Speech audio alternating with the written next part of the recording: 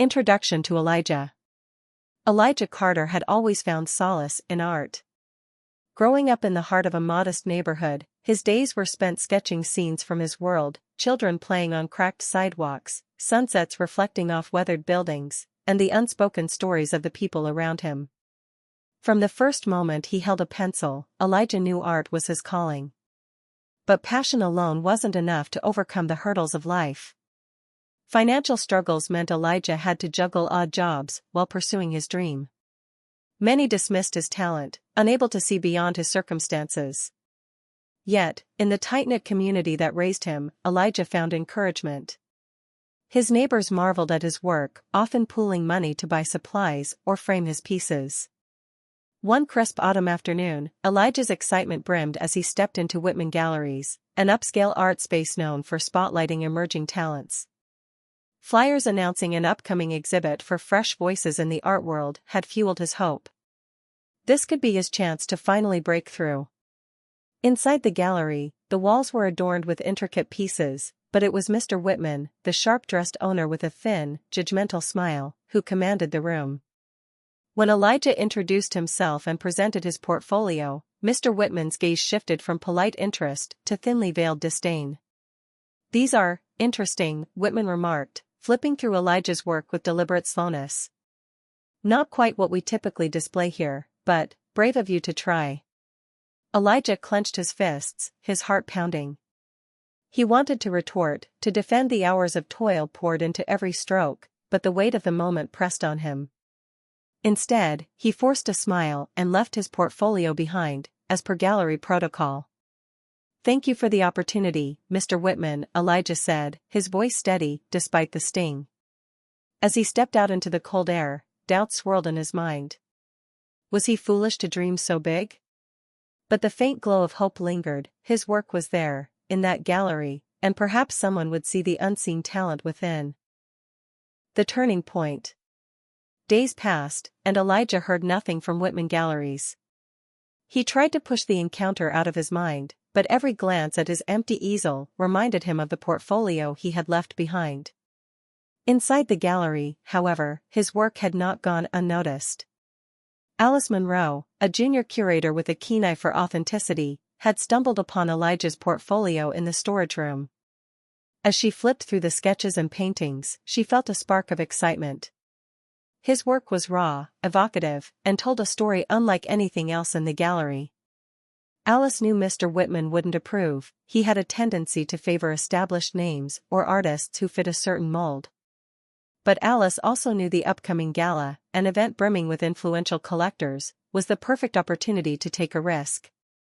She selected one of Elijah's pieces, a vivid painting of children laughing under a tangle of power lines. It was a portrait of joy against a backdrop of struggle, a story Alice knew would resonate. Without seeking permission, she carefully hung it in a prime spot for the event.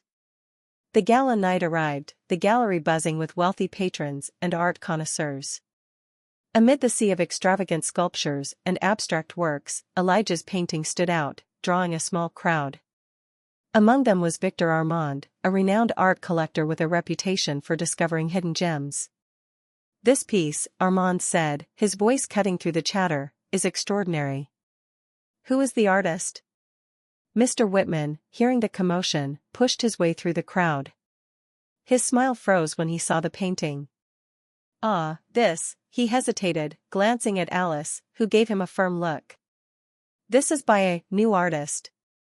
Elijah Carter." "I must meet him," Armand declared, his tone leaving no room for negotiation. "This kind of talent is rare." "Where is he?" Whitman's face paled. He hadn't taken Elijah seriously, let alone kept his contact details readily available. Turning to Alice, he hissed, "Find him. Now." Alice, suppressing a grin, nodded. She had been waiting for this moment. Rushing to the back office, she pulled out Elijah's details from his portfolio. Meanwhile, Elijah sat in his cramped apartment, unaware of the stir his work was causing. His phone buzzed, and when he answered, Alice's excited voice came through. "Elijah. You need to get to Whitman Galleries right now. Someone important wants to meet you." Confused but intrigued, Elijah grabbed his jacket and made his way to the gallery, his heart racing with a mix of hope and disbelief. The rise of a star. Elijah walked into Whitman Galleries, his nerves alight with curiosity. The last time he'd been here, his work had been dismissed. But now, the atmosphere was different. Mr. Whitman greeted him at the entrance with an almost exaggerated smile. "Elijah. So glad you could make it," he said, extending his hand. The warmth in his tone felt rehearsed, but Elijah accepted it nonetheless. Before he could ask what was happening, Alice appeared, her excitement genuine. "Elijah, your painting, it's a hit. Critics and collectors are buzzing about it." She led him into the gallery, where a cluster of people surrounded his work. Elijah froze as he overheard snippets of conversation. "This is so evocative. It's raw, yet refined. The story leaps off the canvas. Who knew such talent could remain hidden for so long?" Victor Armand, the influential collector, stepped forward. "You must be Elijah Carter," he said, extending a hand. "Your work is remarkable. It tells a story the world needs to hear. I want to acquire this piece, and whatever else you have." Elijah's heart swelled with disbelief and gratitude. "Thank you," he managed, his voice steady despite the whirlwind around him. Word spread quickly. Major art critics wrote glowing reviews of Elijah's work, praising not only his technical skill but the emotional depth and authenticity it carried. His upbringing, once dismissed as a barrier, now became a celebrated part of his narrative. Interviews and features highlighted the way his art captured resilience, joy, and the overlooked beauty in struggle. Demand for his work skyrocketed, and Whitman Galleries reaped the rewards. Mr. Whitman basked in the gallery's newfound prestige, hosting events centered around Elijah's art. But despite the spotlight on Elijah, Whitman's language carefully downplayed the artist's contribution.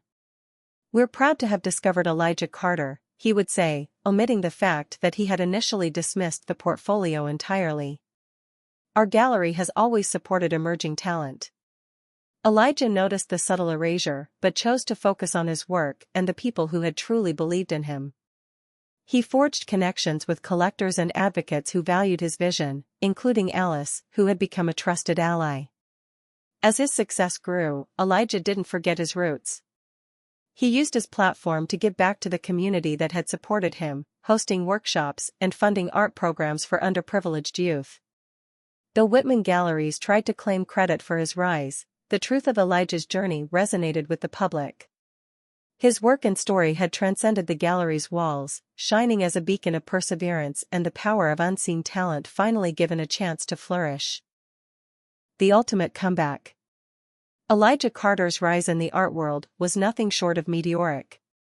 With every exhibition, collaboration, and feature, he solidified his place among the industry's most influential figures. Beyond his artistic achievements, Elijah proved himself to be a thoughtful leader, forming partnerships with curators, collectors, and fellow artists who shared his vision of inclusivity and integrity in the arts. But success didn't make Elijah blind to the injustices he had witnessed firsthand. As his network expanded, stories began to surface about Mr. Whitman's exploitative practices. Emerging artists, especially those from underprivileged backgrounds, spoke of unfair contracts, withheld earnings, and manipulation. The same gallery that had reluctantly showcased Elijah's work had systematically taken advantage of countless others. Elijah couldn't ignore it. Determined to uncover the truth, he reached out to these artists, gathering testimonies and evidence. The deeper he dug, the more troubling the revelations became. He learned of contracts with predatory terms, portfolios discarded without review, and artists coerced into selling pieces for a fraction of their worth. One evening, Elijah walked into Whitman Galleries, not as a hopeful artist but as a force to be reckoned with. In a private meeting, he confronted Mr. Whitman with the evidence he had collected. "I know what you've been doing," Elijah said, his voice calm but firm. "You've built your success on exploiting the very people you claim to support. That ends now." Whitman's confident facade cracked. "Elijah, let's not be hasty," he stammered. "These are baseless accusations. You're letting emotions cloud your judgment. But Elijah wasn't moved. You're going to face the consequences of your actions. If you don't own up to it, I will make sure the world knows. True to his word, Elijah went public. He held a press conference, flanked by artists who had suffered under Whitman's practices. Their voices, combined with the evidence Elijah presented, sent shockwaves through the art world. Media outlets picked up the story, and public outrage erupted. The scandal tarnished Whitman Gallery's reputation almost overnight. Investors pulled out, and influential patrons distanced themselves from the gallery. Mr. Whitman, once a towering figure in the art world, was forced to step down amidst lawsuits and investigations. As the dust settled, Elijah's influence only grew. He used his newfound power not to settle scores, but to create change. Partnering with prominent figures in the art industry, he launched initiatives to support underprivileged artists. But his most significant move came when he began acquiring galleries. With a team of trusted allies, including Alice, who had become his right hand, Elijah transformed these spaces into hubs of creativity and opportunity. His galleries prioritized diversity, transparency, and fair compensation, becoming a model for ethical practices in the art world. One day, as Elijah stood in the center of his flagship gallery, he reflected on how far he had come. The boy who once sketched on the streets of his neighborhood was now a beacon of hope for countless others. And as for Whitman Galleries? The space had been repurposed as a community art center, funded entirely by Elijah. It was the ultimate comeback, a testament to the power of resilience, integrity, and the belief that true art could inspire not just awe, but change. Redemption and legacy. Years passed, and Elijah Carter's name became synonymous with transformation in the art world. His galleries not only showcased breathtaking works, but also became sanctuaries for artists who had long been overlooked. Under Elijah's leadership, these spaces celebrated voices from all walks of life, artists of color, those from underprivileged backgrounds, and creators whose work defied traditional norms. Elijah wasn't content with personal success, his mission was broader. He spearheaded scholarships, mentorship programs, and art residencies, ensuring that barriers of entry into the art world were dismantled. Collaborating with educational institutions, he brought art programs to underserved communities, giving young talent the tools and confidence to pursue their dreams. The ripple effect of Elijah's work was undeniable. The art world, once exclusive and rigid, began to shift. Critics and collectors alike started to embrace diversity, recognizing that the most powerful art often came from those with untold stories. Amid this wave of change, an unexpected figure sought a meeting with Elijah, Mr. Whitman. Time had not been kind to the former gallery owner. The scandal Elijah had exposed had left him ostracized and bitter. But as the years passed, Whitman began to reflect on his role in perpetuating inequities in the art world. In a moment of humility, he reached out to Elijah, requesting a conversation. Elijah agreed, though his feelings were mixed. They met in one of Elijah's galleries, a vibrant space teeming with visitors admiring the works of a diverse range of artists. "Thank you for seeing me," Whitman began, his voice softer than Elijah remembered. "I came to apologize for how I treated you and so many others. I was wrong, and I see that now." Elijah studied him carefully. "Apologies are a start," he said, his tone measured. "But words alone won't change what's broken in this industry. If you're serious about making amends, I need to see action." Whitman nodded. "What can I do?" Elijah leaned forward. "Use your influence to push for structural change. Advocate for transparency in galleries and fair compensation for artists. Work with me to create funding for marginalized creators. If you're truly remorseful, show it by helping rebuild what you helped tear down." It wasn't an easy conversation, but it marked the beginning of a partnership. Under Elijah's guidance, Whitman dedicated himself to supporting Elijah's initiatives. Together, they worked to establish industry-wide standards for ethical practices, ensuring that no artist would be exploited as Elijah once had been. The gallery that had once dismissed Elijah was now a beacon of equity and creativity. Its walls displayed art that challenged, inspired, and united. It became a hub for workshops, community events, and exhibitions that celebrated stories from every corner of society. For Elijah, the gallery wasn't just a space to showcase talent, it was a testament to the power of resilience and the possibility of redemption. One evening, after the opening of a new exhibit, Elijah stood alone in the gallery, gazing at a painting he had created during his earliest days as an artist. It depicted children laughing under a tangle of power lines, a portrait of joy against struggle. He thought back to the young man who had once walked into this very building, clutching a portfolio and hoping for a chance. That version of himself could never have imagined what was to come, the challenges, the triumphs, and the impact he would have. Elijah turned to Alice, who had quietly joined him. "Do you ever think about how far we've come?" he asked. "All the time," she said, smiling. "And it's only the beginning." Elijah nodded, his heart full. His journey had begun with discrimination and doubt, but he had turned those experiences into fuel for change.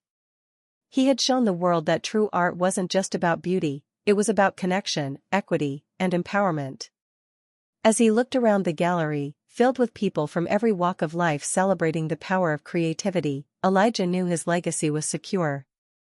He hadn't just transformed the art world, he had built a platform where others could rise, ensuring that the unseen would never be overlooked again. One such installation, titled Shattered Chains, depicted a massive chain breaking apart, with fragments transforming into doves. Displayed in the heart of a major city, it became a symbol of hope for oppressed communities worldwide. Legacy beyond the canvas. Elijah's impact was cemented not just through his projects, but in the way he inspired others to dream bigger.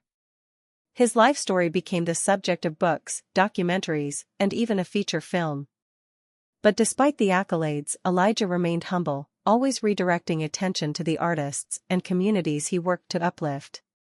"Legacy isn't about what you leave behind," he often said. "It's about who you help along the way." A monument to change. As a testament to his contributions, the world's first global museum of equity and creativity was built in Elijah's honor. The museum, located in the heart of his hometown, showcased the works of artists from around the world who had been empowered by his initiatives. Its walls bore not only stunning artwork but also stories of struggle, resilience, and triumph. During its grand opening, Elijah addressed a crowd of thousands, his voice filled with gratitude and hope. "This museum isn't about me," he said. "It's about us, the power we have to create a world where everyone's story matters, where every voice is heard." A quiet reflection. In his later years, Elijah stepped back from the spotlight, focusing on mentoring the next generation. One evening, as he sat in his favorite gallery, a space filled with the works of young artists he had supported, he reflected on the journey that had brought him here. He thought of the boy sketching on the cracked sidewalks of his neighborhood, the man dismissed by gatekeepers, and the countless people who had lifted him up when others tried to push him down. Elijah smiled as he watched a group of children admiring a vibrant mural, their laughter echoing through the gallery.